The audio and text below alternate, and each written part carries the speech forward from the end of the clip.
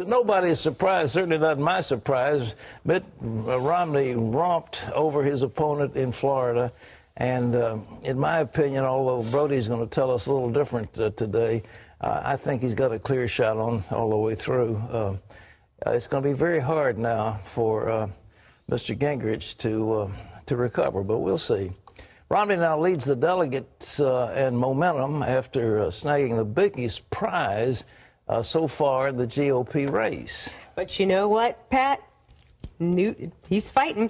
In fact, he says he won't give us up his fight for the nomination. And our very own David Brody has a story from Tampa. 4 years ago, Mitt Romney lost Florida to John McCain. But this time, it's a different story. Despite a vicious war of words between him and Newt Gingrich, Romney's victory speech hinted at reconciliation. A competitive primary does not divide us, it prepares us, and we will win. And when we gather back here in Tampa 7 months from now for our convention, ours will be a united party with a winning ticket for America. But apparently Gingrich didn't get the memo. We are going to contest every place, and we are going to win, and we will be in Tampa as the nominee in August. It's now clear that this will be a two-person race between the conservative leader, Newt Gingrich, and the Massachusetts moderate. Some Romney supporters are tired of the name-calling on both sides. None of this name-calling. That's got to stop. What about all this name-calling? It's got to stop, huh? It has to stop, but you know what? It's hard to play the game when somebody's so negative on the other side. While the rhetoric has been sharp between the two GOP rivals, Romney ignored Gingrich and used his speech to aim at the main target, President Obama. Leadership is about taking responsibility, not making excuses. In another era of American crisis, Thomas Paine is reported to have said, "Lead, follow, or get out of the way." Well, Mr. President, you were elected to lead. You chose to follow. And now it's time for you to get out of the way. The Romney victory was deep and wide, propelled by seniors, Hispanics, and women. As for the evangelicals, their vote was split equally between Romney and Gingrich. And that's been the case so far in these primaries. Evangelicals still haven't settled on one candidate. The evangelical votes have it's a little bit of a mystery, too, from state to state. Yeah, it's been all over the place. That voting bloc is less monolithic than a lot of people think it is. I think it's a lot more diverse. The race now moves to Nevada, where Ron Paul and Mitt Romney are expected to do very well. As for Newt Gingrich, well, he banks on March 6th, Super Tuesday, where 10 states will vote, many of them in the South. He hopes to do well there. Pat? Well, David, he goes to Nevada. I won Nevada some years ago, but that's a Mormon state. So many of the voters are Mormon, and Mitt won it before. Is there any reason he won't win those caucuses this time? No, he got 51% of the vote in 2008. He's expected to win there. Ron Paul's probably going to finish second out there. Remember, this is proportional delegates now, so Ron Paul will pick up delegates there. And you know, later on in the month is Michigan, and Romney's going to do very well in Michigan. I mean, obviously his father from there, and so this is setting up very well for Mitt Romney in February. I mean, the noise you're hearing in the background is the tooting of the train somewhat leaving the station. Now, whether or not Newt can slow down the train remains to be seen, but it's a heavy lift, Pat, a very heavy lift for Gingrich. I heard a major Republican commentator last night saying Newt just keeps on whining, and you're not going to win the presidency by whining. When are they going to stop this negative stuff? He's got to talk about the vision for America. Do you have any indication that they're ever going to do that?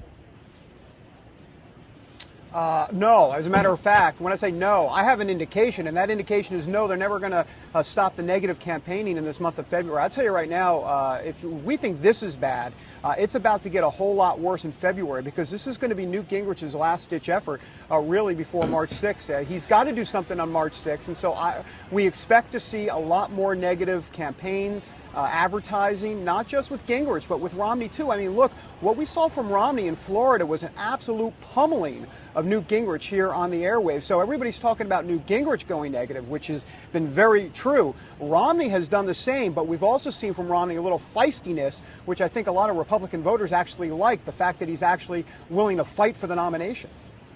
Well, he said something in his speech that I think is true. They're going to come out better, stronger candidates. I mean, you know, he will.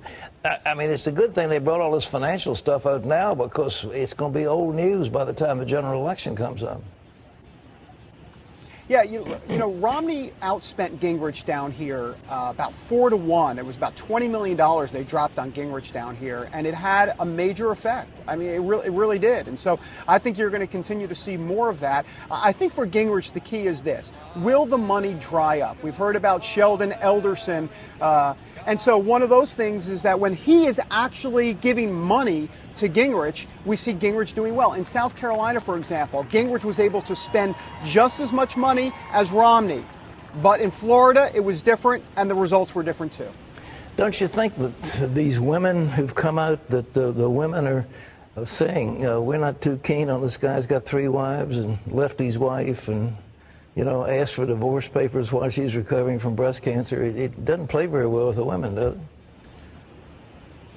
No, I mean, he's had a problem with women overall, married women specifically. So that's been a big problem for Newt Gingrich. But, ultimately, they believe, and they being the Gingrich campaign, believes if they can paint this as the elites, the Washington establishment elites and the media elites versus Gingrich and the insurgency of his campaign, they can be successful. And if you look at what happened here in Florida, up in the Panhandle especially, Gingrich won overwhelmingly there. And, of course, the Panhandle up there in that area represents some of those more southern states, the Alabamas and others. And look, on March 6th, I mean, Gingrich is probably going to do very well in Georgia, Tennessee, Oklahoma, West Virginia. Texas comes up April 3rd. They've got 155 delegates. It is proportional, but still, I mean, we've got a long way to go here, Pat. Now, I don't expect this race to be over anytime soon.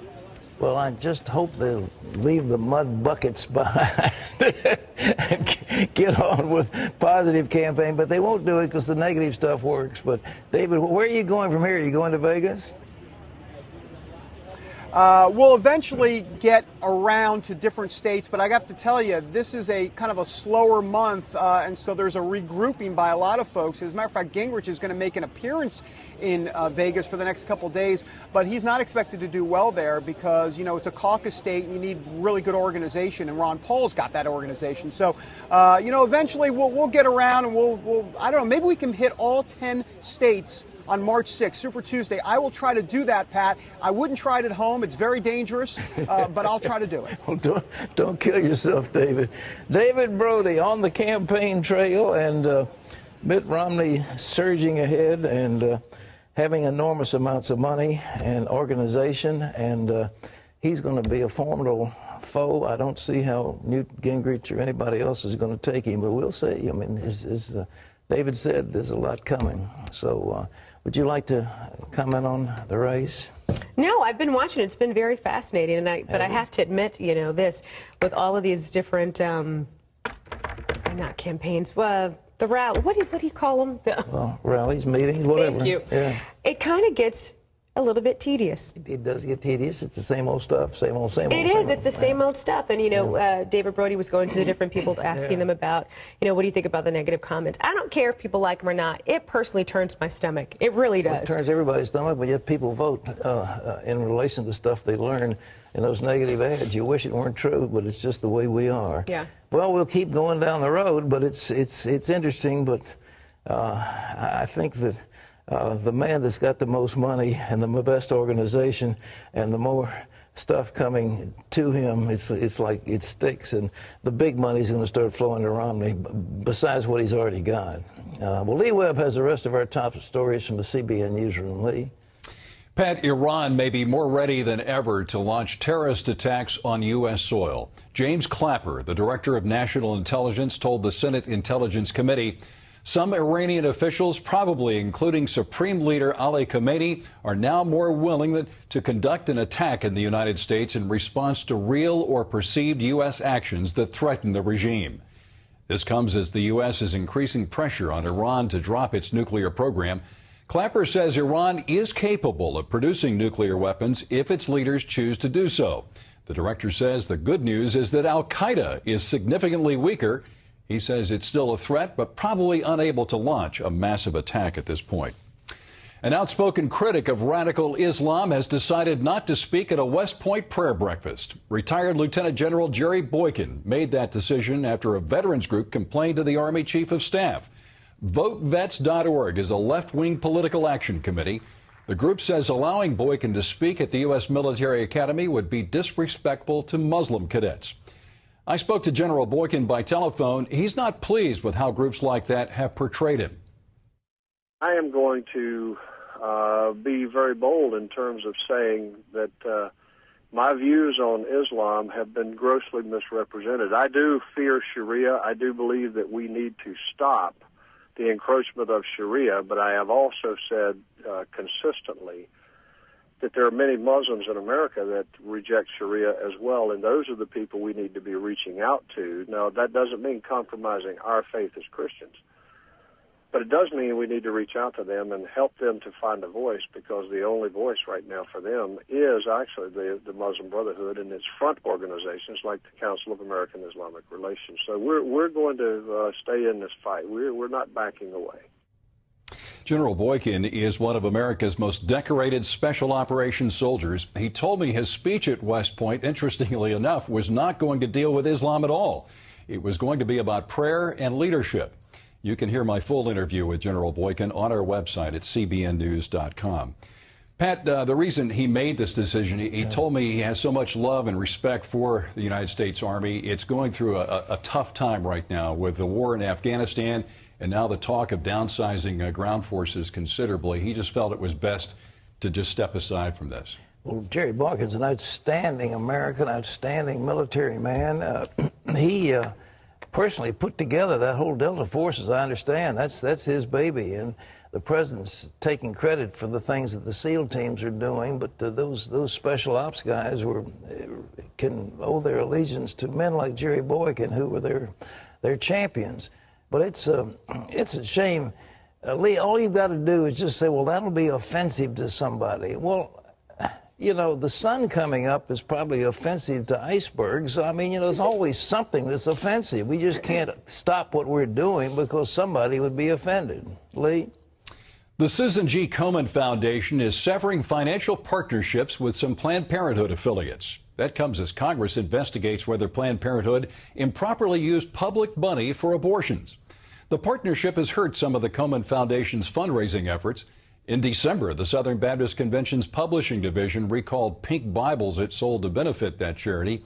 Last year, the Komen Foundation gave about $680,000 to at least 19 Planned Parenthood clinics. The U.S. Forest Service will allow a Jesus statue to stay in place on Big Mountain in Montana. World War II veterans placed the statue there in the 1950s. An atheist group demanded that the Forest Service take it down. The Forest Service, though, has issued a statement agreeing to keep the statue in place and renewing its permit for another 10 years. Jay Sekulow, the American Center for Law and Justice, calls the decision, quote, a significant victory. Pat? You know, it's just this way constantly. Atheists don't believe in anything. I mean, atheia means no God. They've got no gods. That's what they don't have anything. So they don't believe in anything. But they can protest somebody who believes in something. I mean, isn't it a strange thing that we would allow somebody who doesn't believe in anything to restrict the freedom of those who do? I mean, it makes no sense. Sooner or later, we're going to wake up, but I think maybe we are, but our hat's off to the Forest Service. This is just one minor little skirmish, but these atheists are just enormously creative in figuring out things that they can do to give us trouble. Christy? You know what I just thought of, Pat? You know, you've got different kind of, I don't know, call them religions. There's one called Wicca, and they're all about the environment, right? So if they're a religion that believes in the environment and they believe that trees are their god, why are these atheists not saying we should cut down every tree? Because it's offensive. Do you know what I mean? It's the same mentality. Absolutely. Right? Absolutely. Okay. The state of California is going to run out of money by the beginning of March. That's the warning from the state's controller, John Chang. He says California must borrow money and hold off on some of its payments. If state officials, though, don't take action, he says California would likely have to delay state tax refunds and other payments. The reason is simple. The state government spent more money than it has. The state assembly is expected to move quickly to deal with the problem. One of 3 members of an Afghan family found guilty in an honor killings case intends to appeal the verdict. Prosecutors say 3 teenage girls were killed for dishonoring their family's strict rules on dress, dating, and socializing on the internet. The jury found the girls' parents and brother guilty of murder. Canada's Minister of Women's Affairs says honor-motivated violence is not culture, it is barbaric violence. You can always get the latest from CBN News by going to our website at cbnnews.com.